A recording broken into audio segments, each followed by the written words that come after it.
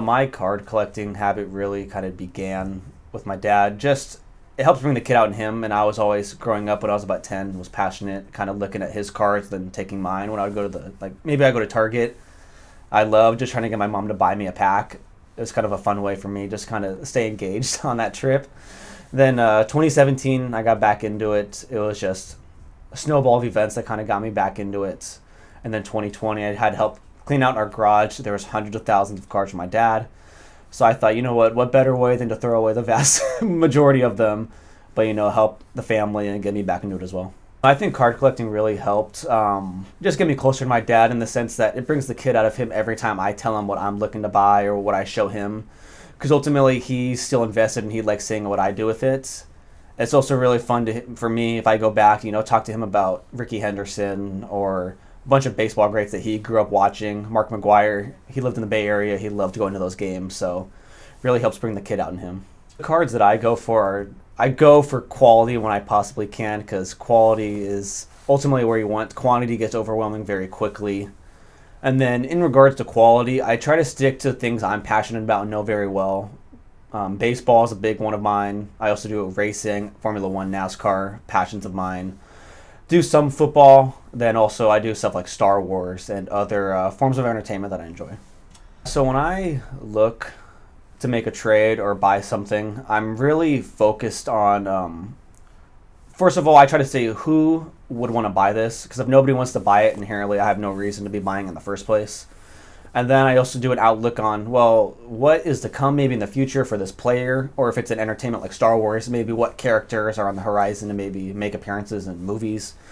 So I just try to look at the trajectory, but also, ebbs and flows. Like you should know, like especially during baseball, once baseball season's over, baseball doesn't sell very well. So maybe you should hold on to that till March during spring training. Same thing with other sports. So it's a lot of little things about the markets, but also individual players and characters. Research can go on in a lot of different places. One of the big ones is eBay. You can check sold listings, and ultimately that's what most people are going to consider what an accurate price would be. There are some times where I kind of wing it, if you will, and just kind of take a chance on something, but ultimately I'm focused on the market, especially. I don't try to focus on individual cards because that kind of makes me too narrowly focused. But if I say, look, I think this guy's going to have a very good career, or I think, hey, maybe in racing, they have a few tracks they're pretty good at coming up. Maybe I try to buy something pretty cheap. Then ultimately, maybe they win once or twice. Then kind of values go there. And ultimately, you're not going to make a 10x on everything. A lot of times you'll maybe make a couple bucks here and there, but taking that and transitioning into other stuff really helps grow things. Coming in here, I really thought I wanted to do kinesiology and the health aspect. I learned very quickly that I wasn't passionate about it, so I moved to political science. And I think one thing that I learned about Outlook is that while I can't predict the future, I can make best educated guesses about it. Just like in politics, where I could maybe predict who's going to maybe win the presidency in a few years, I can predict how a certain player is going to trend.